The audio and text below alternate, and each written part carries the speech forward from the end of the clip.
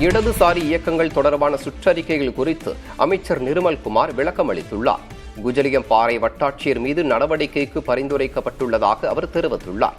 இடதுசாரி இயக்கங்களின் போராட்டங்களில் மாணவர்கள் பங்கேற்பதை தடுக்க வேண்டுமென்ற சுற்றறிக்கை தொடர்பாக பதிலளித்த அவர் கல்லூரிகள் ஆளுநரின் கட்டுப்பாட்டில் இருப்பதாக கூறினார். சுற்றறிக்கை அவருடைய சொந்த வெறுப்பின் கீழே அதை பண்ணிட்டாரு. அவர் இப்பதான் இன்னொரு 6 மாசம் ரிட்டையர்ட் ஆக போறாரு. ஸோ அது குறித்து நானும் சிபிஎம் தலைவர் அனைவர்கிட்டையும் ஃபோன் பண்ணி பேசினேன். ஏன்னா அவர் மாவட்ட ஆட்சியருக்கே தெரியாமல் அந்த மாதிரி ஒரு சுற்றறிக்கை அமைச்சிட்டாரு. அது குறித்து அவர் மீதும் தேவையான நடவடிக்கைகளும் எடுக்கவும் பரிந்துரைக்கப்பட்டுள்ளது. இல்ல, அது குறித்து முதல்வர் ஆலோசிச்சு இப்ப தேவைப்பட்டால் கண்டிப்பாக அதுல என்ன நடவடிக்கை எடுக்குமோ எடுப்பார். கல்லூரி விஷயத்துல என்னன்னா, இது இன்னும் கவர்னருடைய மேற்பார்வையில் நடந்துட்டு இருக்கு. கல்லூரியில நம்ம எஜுகேஷனை மாநில பட்டியலை கொண்டு வரணும். நம்ம பல காலமா போராடிட்டு இருக்கோம். கல்லூரியில இன்னைக்கு யூனிவர்சிட்டிஸ் எல்லாமே பாத்தீங்கன்னா இன்னைக்கு கவர்னர் கட்டுப்பாட்டுல இயங்கிட்டு இருக்கு.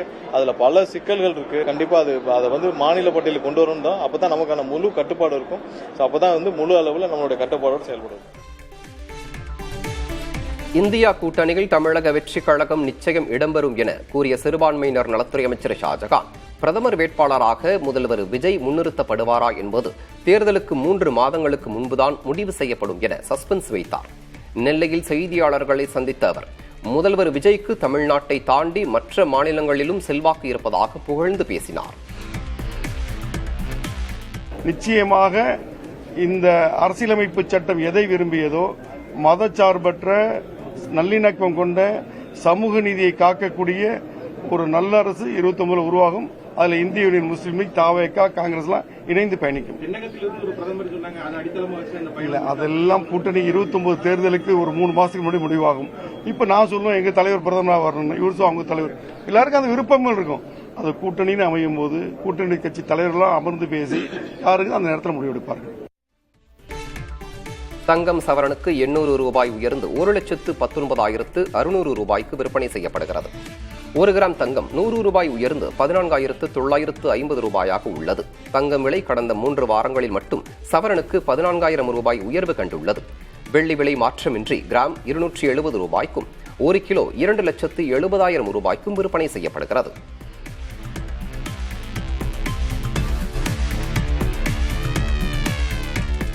திமுகவின் கட்சி அமைப்பில் பல்வேறு மாற்றங்களை செய்து அதன் செயற்குழு கூட்டத்தில் தீர்மானங்கள் நிறைவேற்றப்பட்டுள்ளன. சட்டமன்ற தேர்தலில் ஆட்சியை இழந்த நிலையில் திமுகவின் கட்டமைப்பு மறுசீரமைப்பு செய்ய அதன் தலைவர் மு.க.ஸ்டாலின் குழு அமைத்திருந்தார்.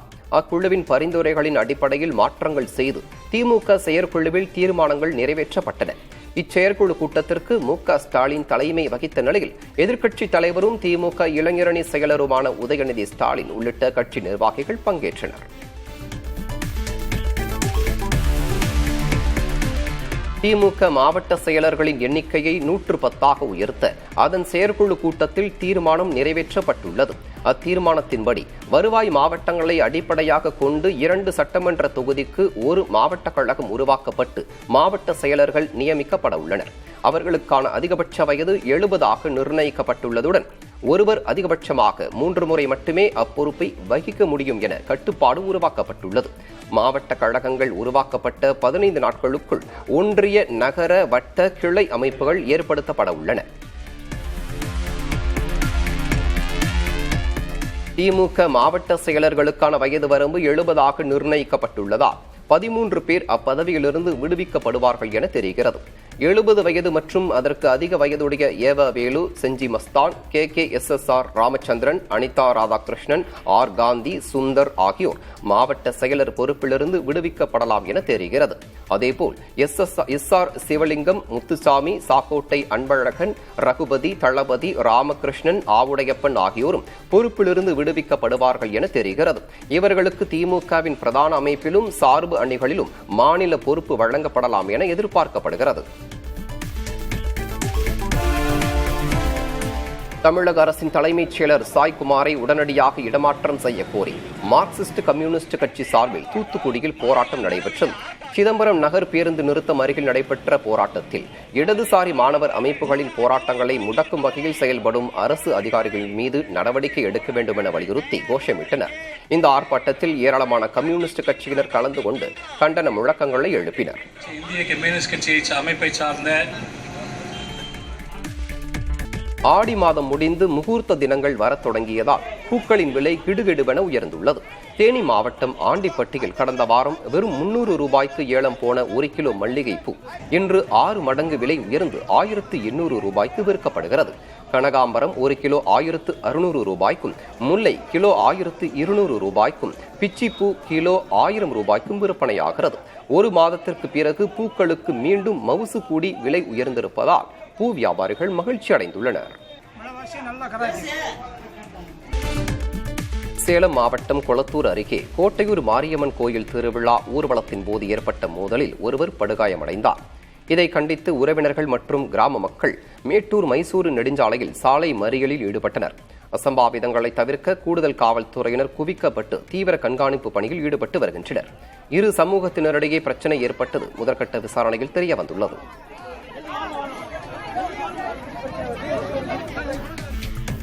சேலம் மாவட்டம் தாரமங்கலம் அருகே ஏரியில் மூழ்கி 4 வயது சிறுமியும் அவரை காப்பாற்ற முயன்ற பாட்டியும் பரிதாபமாக உயிரிழந்தனர்.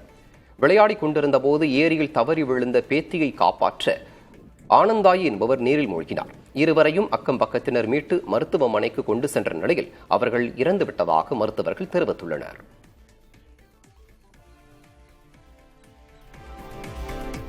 வேடச்சந்தூர் அருகே தனியார் பேருந்து மீது ஈச்சர் லாரி மோதிய விபத்தில் 8 பேர் காயமடைந்தனர். காக்காத்தோப்பூர் அருகே தொழிலாளர்களை ஏற்றிச் சென்ற பேருந்து மீது லாரி மோதியது.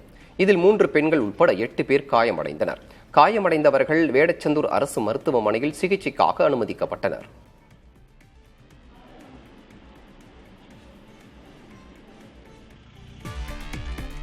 வரலட்சுமி விரதத்தை முன்னிட்டு திருச்செந்தூர் வேலுகந்தம்மன் கோவில் தெருவில் உள்ள துர்கை அம்மன் கோயிலில் சிறப்பு வழிபாடு நடைபெற்றது. அம்மனுக்கு 1 லட்சம் மதிப்பிலான ரூபாய் நோட்டுகள் மற்றும் நாணயங்களால் சிறப்பு அலங்காரம் செய்யப்பட்டிருந்தது. தொடர்ந்து சிறப்பு பூஜைகள் மற்றும் தீபாராதனை நடைபெற்றன. ஏராளமான பெண்கள் கலந்து கொண்டு அம்மனை தரிசனம் செய்தனர். பக்தர்களுக்கு மஞ்சள் கயிறு, குங்குமம், வளையல் உள்ளிட்டவை பிரசாதமாக வழங்கப்பட்டன. கோபிச்செட்டிப்பாளையம் அருகே இரும்பு ஆலையில் தொழிலாளி உயிரிழந்ததை கண்டித்து உறவினர்கள் மறியலில் ஈடுபட்டனர். புதுவள்ளியாம்பாளையத்தைச் சேர்ந்த சிவகுமார் என்ற தொழிலாளி ஆலையில் இரும்பு தூண் சரிந்து விழுந்ததில் உயிரிழந்தார். இந்நிலையில் உயிரிழந்தவர் குடும்பத்திற்கு உரிய நிவாரணம் கோரி கச்சேரிமேடு பகுதியில் உறவினர்கள் மறியலில் ஈடுபட்டனர். சீமை கருவேல மரங்களை அகற்றும் பணிக்காக அனைத்து மாவட்ட ஆட்சியர்களும் கனிம நிதியிலிருந்து தலா 5 கோடி ரூபாயை உடனடியாக ஒதுக்கீடு செய்ய கோரி சென்னை உயர்நீதிமன்றம் உத்தரவிட்டுள்ளது. இது தொடர்பாக மதிமுக பொதுச் செயலர் வைகோ தொடர்ந்த வழக்கை விசாரித்த நீதிமன்றம் கள ஆய்வு என்ற பெயரில் அதிகாரிகள் பணியை தாமதப்படுத்துவதாக கண்டித்துள்ளது. முதற்கட்டமாக நீர்நிலைகளில் உள்ள மரங்களை அகற்ற உத்தரவிட்டு விசாரணையை செப்டம்பர் 18ஆம் தேதிக்கு தள்ளி வைத்தது.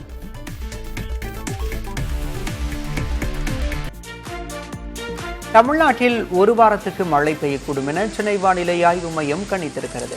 மேற்கு தொடர்ச்சி மலை மாவட்டங்களில் மிதமான மழை பெய்யும் எனவும் வரும் 24 மற்றும் 25ஆம் தேதிகளில் கோவை மாவட்ட மலைப்பகுதிகள், நீலகிரி மாவட்டத்தில் கனமழை பெய்யக்கூடும் என்றும் தெரிவிக்கப்பட்டுள்ளது.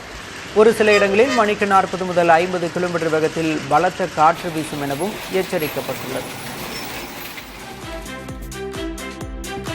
சென்னையின் ஒரு சில இடங்களில் இன்றும் நாளையும் மழை பெய்யக்கூடும் என தெரிவிக்கப்பட்டுள்ளது. வானம் ஓரளவு மேகமூட்டத்துடன் காணப்படும் என்றும் அதிகபட்ச வெப்பநிலை 36 முதல் 37 டிகிரி செல்சியஸை ஒட்டியும் குறைந்தபட்ச வெப்பநிலை 26 முதல் 27 டிகிரி செல்சியஸை ஒட்டியும் இருக்கக்கூடும் என கூறப்பட்டுள்ளது.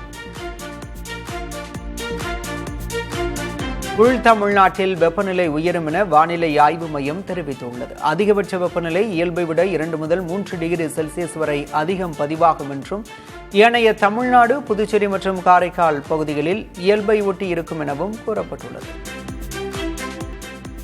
இடதுசாரிகளுக்கு எதிராக சுற்றறிக்கை அனுப்பப்பட்ட விவகாரத்தில் அமைச்சர்கள் கொடுத்த விளக்கம் ஏற்புடையதாக இல்லை என மார்க்சிஸ்ட் கம்யூனிஸ்ட் கட்சியின் மாநில செயலர் பே சண்முகம் அதிருப்தி தெரிவித்துள்ளார்.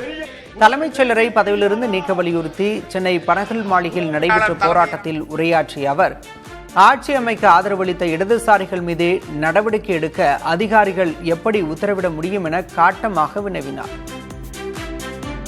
இல்லை, நான் என்ன கேட்க விரும்புறேன், ஒரு குறிப்பிட்ட பிரச்சனை நடந்து விட்டது. அதில் மாவட்ட ஆட்சித்தலைவர் ஒன்று சொல்லுகிறார், அமைச்சர் ஒன்று சட்டமன்றத்தில் சொல்லுகிறார். ஏன் உங்களுக்குள் இவ்வளவு பெரிய முரண்பாடு? அவ்வளவு விவரம் இல்லாத ஆளை எதுக்கியா தலைமைச் செயலாளர் வச்சிருக்கிற? நீங்க சொல்றதுக்கு வாதத்துக்கே வச்சீங்க. அவ்வளவு விவரம் இல்லாத ஆளை, தப்பு தவறமா அறிக்கை வெளியிடுற ஒரு ஆளை எதுக்கு தலைமைச் செயலாளர் வச்சிருக்கிற? நீக்கு இடதுசாரிகளுடைய ஆதரவோடு தான் இந்த அரசு நீடிக்கிறது என்று தெரிந்ததற்கு பிறகும் இடதுசாரிகள் மீது இத்தகைய நோக்கப்பூர்வ உள்நோக்கத்தோடு இத்தகைய அறிக்கைகள் எல்லாம் அனுப்பப்படுகிறது, சுற்றறிக்கை அனுப்பப்படுகிறது என்று சொன்னால் அவர்களை வைத்துக் கொண்டு நீங்கள் ஆட்சியை நடத்தப் போகிறீர்களா? இடதுசாரிகளை வைத்துக் கொண்டு ஆட்சியை தொடரப் போகிறீர்களா? கூடலூரில் 2 விவசாயிகளை தாக்கிய புலியை பிடிக்க 2வது நாளாக வனத்துறையினர் தீவிர தேடுதல் வேட்டையில் ஈடுபட்டுள்ளனர். புலியை மயக்க ஊசி செலுத்தி பிடிப்பதற்காக 7 கூண்டுகள் வரவழைக்கப்பட்டு பொருத்தப்பட்டு வரும் நிலையில் 2 வன கால்நடை மருத்துவர்கள் மற்றும் 80க்கும் மேற்பட்ட வனத்துறை பணியாளர்கள் இந்த பணியில் ஈடுபட்டுள்ளனர்.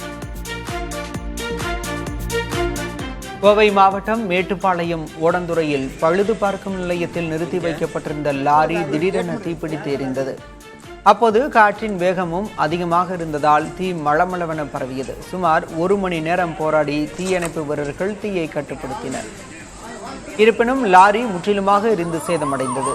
நிறுத்தி வைக்கப்பட்டிருந்த லாரியில் எப்படி தீ பற்றியது என காவல்துறையினர் விசாரித்து வருகின்றனர்.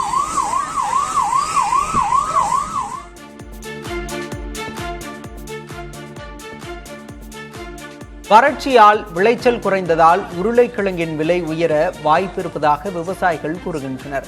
திண்டுக்கல் மாவட்டம் கொடைக்கானலில் ஆயிரக்கணக்கான ஏக்கர் பரப்பளவில் உருளைகள் பயிரிடப்பட்ட நிலையில் போதிய மழை இல்லாததால் விளைச்சல் குறைந்தது. இதனால் எதிர்வரும் நாட்களில் உருளைக்கிழங்கின் விலை அதிகரிக்கக்கூடும் என விவசாயிகள் அதிர்ச்சி தகவலை தெரிவித்துள்ளனர். நீலகிரி மாவட்டம் முதுமலை புலிகள் காப்பக வனப்பகுதி சாலையில் சென்ற சுற்றுலா பயணிகளின் காரை குட்டியுடன் வந்த தாய் யானை தாக்கி சேதப்படுத்தியது. சாலையில் யானைகள் கூட்டத்தை கடந்தபோது விதிகளை மீறி மிக அருகில் காரை நிறுத்தியுள்ளதாக தெரிகிறது. இதனால் தற்காப்புக்காக காரை யானை தாக்கிய நிலையில் இது தொடர்பான வீடியோ காட்சி வெளியாகி பரபரப்பை ஏற்படுத்தியுள்ளது. அரியலூர் மாவட்டம் வரதராஜன்பேட்டையில் பொதுமக்கள் டாஸ்மாக் கடைக்கு பூட்டு போடும் போராட்டத்தில் ஈடுபட்டனர். குறிப்பிட்ட காலக்கெடுவுக்குள் கடை மாற்றப்படாததால் ஆத்திரமடைந்த மக்கள் போராட்டத்தில் ஈடுபட்டனர். கடை உடனடியாக மூடப்படுவதாக அதிகாரிகள் உறுதியளித்ததை தொடர்ந்து பொதுமக்கள் கலைந்து சென்றனர்.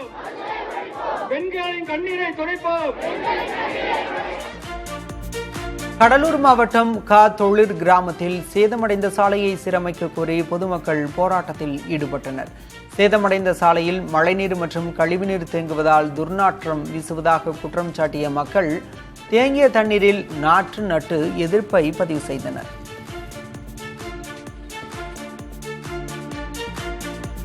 சென்னை பல்லாவரத்தை அடுத்த பம்மல் ஆனந்த நகர் பகுதியில் வீடுகளுக்குள் கழிவுநீர் புகுவதால் அப்பகுதி மக்கள் அவதியடைந்து வருகின்றனர். 200க்கும் மேற்பட்ட குடும்பங்கள் வசிக்கும் பகுதியில் பாதாள கழிவுநீர் கால்வாய் நிரம்பி வீடுகளுக்குள் கழிவுநீர் புகுவதால் வீட்டில் வசிக்க முடியாத நிலை இருப்பதாக கூறப்படுகிறது. நோய் பரவும் அபாயமும் ஏற்பட்டிருப்பதால் உடனடியாக நடவடிக்கை எடுக்க வேண்டும் என மக்கள் வலியுறுத்தியுள்ளனர். கழிவுநீர் பிரச்சினைக்கு விரைவில் நடவடிக்கை எடுக்கப்படும் என சுகாதார பிரிவு அலுவலர் உறுதியளித்துள்ளார். மயிலாடுதுறை மாவட்டம் சீர்காழி அருகே புத்தூர் முதல் மாதுரைவெள்ளூர் வரையிலான சிமெண்ட் சாலை பல இடங்களில் பிளந்து உள்வாங்கியுள்ளதால் வாகன ஓட்டிகள் அவதிக்கு ஆளாகி இருக்கின்றனர். 15 ஆண்டுகளுக்கு முன்பு அமைக்கப்பட்ட இந்த சாலை பராமரிப்பு இன்றி சேதமடைந்துள்ளதோடு மின்விளக்கு வசதியும் இல்லாததால் இரவில் தொடர் விபத்துகள் ஏற்படுவதாக கூறப்படுகிறது. சாலையை சீரமைத்து மின்விளக்குகள் அமைக்க வேண்டும் என அப்பகுதி மக்கள் கோரிக்கை விடுத்துள்ள நிலையில் விரைவில் சாலை சீரமைக்கப்படும் என நெடுஞ்சாலைத்துறை உயர் அதிகாரி உறுதியளித்துள்ளார்.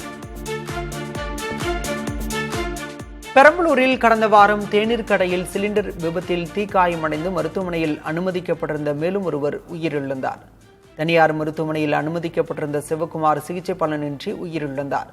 இதையடுத்து அந்த விபத்தில் சிக்கி உயிரிழந்தோர் எண்ணிக்கை 7ஆக உயர்ந்துள்ளது.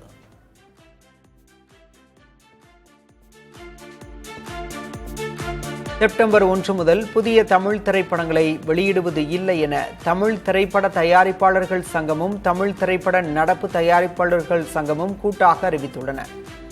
திரையரங்குகளில் வெளியாகும் படங்கள் 8 வாரங்கள் கழித்தே OTTயில் வெளியாகும் என எழுத்துப்பூர்வமாக உறுதியளித்தால் மட்டுமே படங்களை திரையிட அனுமதிப்பது என்று திரைப்பட விநியோகஸ்தர்கள் மற்றும் திரையரங்க உரிமையாளர்கள் முடிவு செய்துள்ளனர். இந்த நிபந்தனையை விநியோகஸ்தர்களும் தயாரிப்பாளர்களும் திரும்பப் பெறவில்லை என்றால் செப்டம்பர் 1 முதல் படப்பிடிப்பு மற்றும் போஸ்ட் புரொடக்ஷன் பணிகளும் நிறுத்தப்படும் என்று தயாரிப்பாளர்கள் அறிவித்துள்ளனர். நாமக்கல் மாவட்டம் ராஜவாய்க்காலில் தண்ணீர் திறக்க கோரி பரமத்திவேலூரில் பொதுப்பணித்துறை அலுவலகம் முன்பு விவசாயிகள் உணவு சமைத்து காத்திருப்பு போராட்டத்தில் ஈடுபட்டனர். கடந்த 2 நாட்களாக போராட்டம் நடத்தியும் மாவட்ட நிர்வாகம் எந்த நடவடிக்கையும் எடுக்கவில்லை என விவசாயிகள் குற்றஞ்சாட்டினர். நீர்வள அலுவலகம் முன்பு முற்றுகை போராட்டத்தில் ஈடுபட்ட அவர்கள் விரைந்து ராஜவாய்க்காலில் தண்ணீர் திறக்க வேண்டும் என வலியுறுத்தினர்.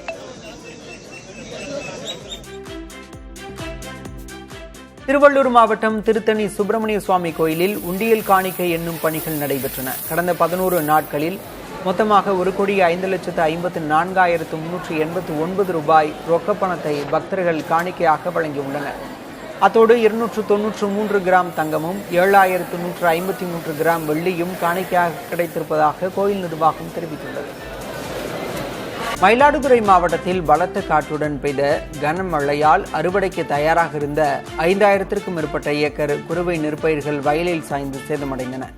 இதனால் ஏக்கருக்கு 30,000 ரூபாய் வரை செலவு செய்த விவசாயிகள் செலவு செய்த தொகை கூட கிடைக்காமல் கடும் நஷ்டமடைந்துள்ளதாக வேதனை தெரிவித்து அரசுக்கு நிவாரணம் அளிக்குமாறு வேண்டுகோள் விடுத்திருக்கின்றனர். இன்சூரன்ஸு அது இல்லாமல் இப்போ குருவை எங்கே பார்த்தாலும் பாதிச்சிருக்கு. இந்த மழையும் பெய்யலாம் வறண்டு காஞ்சி போய் சருக வேற கிடக்கு நிறைய இடத்துல. இதெல்லாம் கணக்கெடுத்து வறட்சி மாவட்டமாக அறிவிச்சு எங்களுக்கு உரிய நிவாரணம் வழங்கணும்னு கேட்டுக்கிறோம். வடகிழக்கு பருவமழை முன்னெச்சரிக்கை நடவடிக்கையாக சென்னை மாநகராட்சி பகுதிகளில் 44 முக்கிய கால்வாய்களில் தேங்கியிருக்கக்கூடிய குப்பைகள் மற்றும் வண்டல் மண் ஆகியவற்றை ஆய்வு செய்யும் பணி தொடங்கியிருக்கிறது. நவீன தொழில்நுட்பமான ட்ரோன் மூலம் கணக்கெடுக்கும் பணிகளை சென்னை மாநகராட்சி தொடங்கியிருக்கிறது. இந்த ஆய்வு மூலம் பெறப்படும் தரவுகள் மற்றும் வரைபடங்கள் அடிப்படையில் பருவமழைக்கு முன்பாக தூர்வாறுதல் மற்றும் நீரோட்டத்தை தடையின்றி உறுதி செய்யும் வகையில் பணிகள் முன்கூட்டியே மேற்கொள்ளப்பட உள்ளதாக தெரிவிக்கப்பட்டுள்ளது.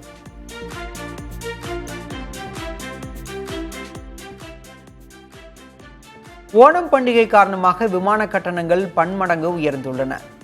குறிப்பாக சென்னையிலிருந்து கொச்சி, திருவனந்தபுரம், கோழிக்கோடு போன்ற கேரளத்தின் முக்கிய நகரங்களுக்கு விமான கட்டணம் 3 மடங்கு அதிகமாக வசூல் செய்யப்படுவதாக பயணிகள் புகார் தெரிவித்தனர். இருந்தாலும் கடைசி நேரம் என்பதால் அதிக கட்டணம் செலுத்தி விமானங்களில் பயணிக்கும் மக்கள் இதுபோன்ற விடுமுறை நாட்களில் சென்னையிலிருந்து கேரளத்திற்கு கூடுதல் விமானங்களை இயக்க வேண்டும் என கோரிக்கை விடுத்துள்ளார். பதவி மீது ஆசைப்படுபவர்கள் எங்கு வேண்டுமானாலும் ஓடிவிடுவார்கள் என்றும், ஆனால் கொள்கையுடன் இருப்பவர்கள் அதற்கான விலையை கொடுக்க தயாராக இருப்பதாகவும் திராவிடர் கழக தலைவர் கி வீரமணி தெரிவித்தார். மதுரையில் நடைபெற்ற மாநாட்டில் பேசிய அவர், நீட் தேர்வு ஒழிப்பு, சமூக நீதி மற்றும் சாதி ஒழிப்பு உள்ளிட்ட பெரியாரின் கொள்கைகளுக்காக தொடர்ந்து குரல் கொடுத்து வருவதாக குறிப்பிட்டார். 10 கோஆப்டெக்ஸ் விற்பனை நிலையங்களை மூடும் முடிவுக்கு முன்னாள் அமைச்சர் RB உதயகுமார் கண்டனம் தெரிவித்துள்ளார். இதுகுறித்து வீடியோ வெளியிட்டுள்ள அவர், தாவேக அரசு தமிழ்நாட்டிற்கு நல்ல மாற்றத்தை தந்திருப்பதாக கிண்டல் செய்தார். கைத்தறி நெசவாளர்களுடைய வாழ்வாதாரத்திற்கு அடித்தளமாக இருக்கிற இந்த கோஆப்டெக்ஸ் விற்பனை நிலையங்களுடைய எதிர்காலமே கேள்விக்குறியாகின்ற வகையிலே விற்பனை குறைவாக இருக்கிறது.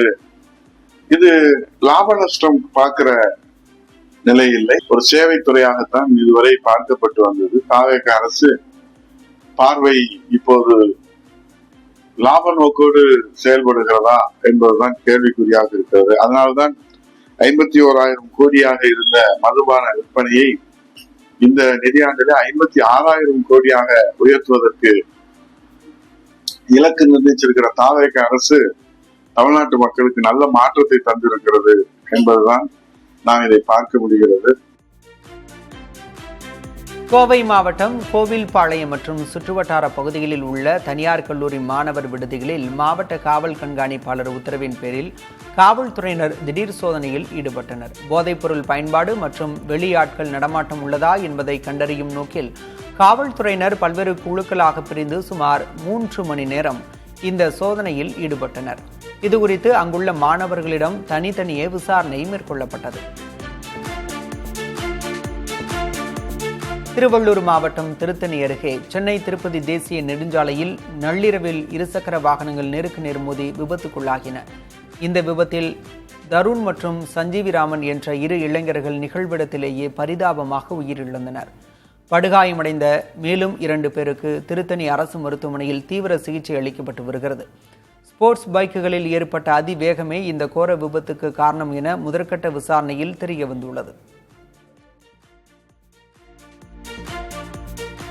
மதுரை விமான நிலையம் அருகே உள்ள சின்ன உடைப்பு பகுதியில் இருசக்கர வாகனத்தில் சென்ற 2 இளைஞர்கள் விமானத்தை பார்த்து கொண்டே சென்றபோது விபத்தில் சிக்கி பரிதாபமாக உயிரிழந்தனர்.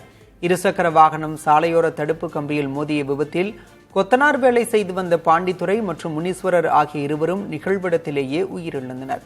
ஊர் திருவிழாவிற்காக சொந்த ஊருக்கு செல்லும் போது இந்த சோகமான சம்பவம் ஏற்பட்டுள்ள நிலையில் இதுகுறித்து காவல்துறையினர் விசாரணை நடத்தி வருகின்றனர்.